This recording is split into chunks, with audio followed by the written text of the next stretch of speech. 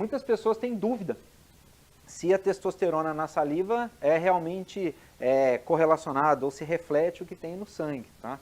Esse estudo aqui é bem interessante, né? Primeiro esse, né, que eles mostram correlação positiva, ou seja, aumenta a testosterona na saliva também na mesma proporção que está aumentando no sangue. E esse outro aqui, para mostrar se você colocar um gel de testosterona ou aplicar um adesivo transdérmico que contém testosterona, a liberação de testosterona também vai refletir na saliva. Tá? Então aqui nos dois, ó, isso significa o quê?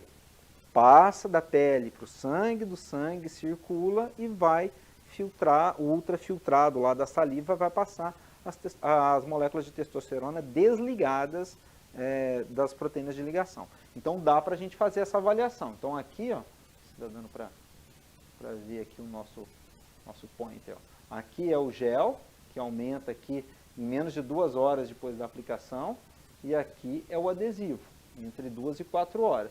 Qual que é a desvantagem de fazer a análise da testosterona na saliva nesse caso? É que, se vocês verem, ó, em menos de 1 dia, esse pico de testosterona que passou para lá, ele vai ser eliminado. Ou seja, esse estudo aqui, nessa revista, estava querendo usar a saliva como uma forma de controle antidoping. Não funciona. Por quê? Porque ela é muito recente. Isso mostra para a gente uma outra informação. Se a gente estiver fazendo, por exemplo, solicitação de testosterona na saliva de uma pessoa que faz uso ou de adesivo ou em gel, tem que ter um intervalo aí de no mínimo 1 dia da aplicação para fazer a coleta da saliva, porque senão a gente vai pegar esse pico aqui, né, de absorção. Mas reflete, aumentou no sangue, aumenta na saliva. Então, o único problema que a gente tem muitas vezes é o laboratório realizar esse teste. Às vezes o laboratório ainda não realiza a dosagem de testosterona na saliva. Bom, outra coisa que é interessante a gente observar, quando a gente está investigando não só questões relacionadas à hipertrofia, mas também à obesidade, é que todas as vezes que a gente está diante de um quadro onde a pessoa apresenta diminuição da testosterona ou diminuição do estradiol, a gente precisa obrigatoriamente investigar a prolactina. Tá? Prolactina, esse hormônio aqui que está envolvido no processo da lactação, ele inibe a liberação de GNRH, inibindo LH e FSH, inibindo testosterona e estradiol. Então, quando a pessoa tem dificuldade de ganho de massa ou está apresentando baixa testosterona, a gente precisa ir lá investigar causas de alteração da prolactina, o que aumenta a prolactina. Nos homens, né, a gente tem aqui alterações relacionadas à galactorreia, oligospermia, disfunção erétil e também diminuição da resposta à hipertrofia. Então, às vezes, essa queixa aqui que está relacionada com a diminuição da testosterona tem como causa o aumento da prolactina. Na mulher, a gente tem aqui o excesso de prolactina, pode estar relacionado com diminuição de libido, oligomenorreia, alteração de humor, depressão, hostilidade, ansiedade e fortes dores de cabeça. Essas queixas têm a ver com o aumento da prolactina. Só de curiosidade, alguém aqui sabe as causas de elevação da prolactina? Por que a prolactina elevaria? Tipo, causa fisiológica da prolactina aumentar. Tem, lógico, a gravidez e a lactação. Tumor de hipófise, muito bem. Tem mais uma causa aí. Prolactina, ela é... Oi? Cortisol tem um efeito na prolactina. Agora, olha só que interessante.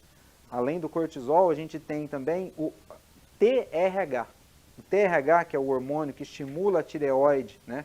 Desculpe, a hipófise a produzir o TSH, ele também estimula a produção de prolactina. Aí o que acontece? Se uma pessoa tem hipotireoidismo, ele tem aumento do TRH e aumento do TSH, para tentar fazer a tireoide produzir mais T3 e T4. Aí o que acontece? Aumenta o TSH e também de rebote aumenta a prolactina.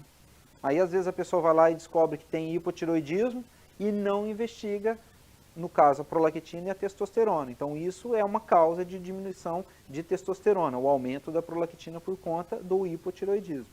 Então o que é importante? Sempre que vocês tiverem queixa ou descobriu que a pessoa tem hipotireoidismo, está com o TSH aumentado, a gente tem que investigar a prolactina.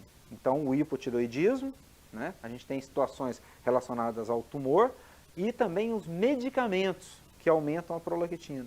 Tem uma lista de medicamentos, eu não sei se, eu acho que eu não coloquei aqui nesses slides, mas na próxima aula me lembrem que eu vou mandar uma listinha para vocês de medicamentos que aumentam a prolactina. Mais um eu já vou falar para vocês, acho que quase ninguém usa, fluoxetina, já viram falar? Fluoxetina? Antidepressiva? Estou brincando com vocês, né? Porque muita gente toma isso, né? Fluoxetina, um monte de gente toma. O que que acontece? Aumenta a prolactina, consequentemente diminui a testosterona. E aí as pessoas falam, nossa, testosterona baixa, mas aí tem que entender se é o caso da medicação. Agora, qual a forma correta de se dosar a prolactina? Tem que ficar lá os 30 minutos de repouso. O laboratório vai falar para você que não, mas é importante, tá? Então, o que eu recomendo? Existem alguns laboratórios agora que fazem coleta domiciliar, já viram isso? Vai na sua casa tirar seu sangue. Olha que delivery esse, hein? Aí você marca uma coleta lá domiciliar, fica na sua cama lá 30 minutos, eles chegam lá, ou fica sentadinho lá numa cadeira confortável, faz a coleta sem nenhum tipo de problema pré-analítico, ok? E aí você vai saber se realmente a prolactina está ou não aumentada. Só uma curiosidade, é interessante também que alguns pesquisadores colocam a prolactina, um teste, né, de esforço físico, a pessoa faz um teste físico, faz a prolactina antes e depois, a gente tem um aumento da prolactina, eles dão um intervalo de 4 horas para a pessoa descansar e manda fazer um outro teste. Se a prolactina não aumentar pelo menos 200% em resposta ao exercício, isso é um dos critérios de diagnóstico de síndrome do overtraining, porque a prolactina tem que responder ao exercício físico. Então, se ela não responde, é um dos indícios aí da gente ter um overtraining. Então, prestar bastante atenção nessas investigações aí que envolvem o aumento da prolactina. Não sei se tem aí uma alteração, acho que é a Milene perguntando do corticoide. O corticoide tem o mesmo efeito do cortisol, tá?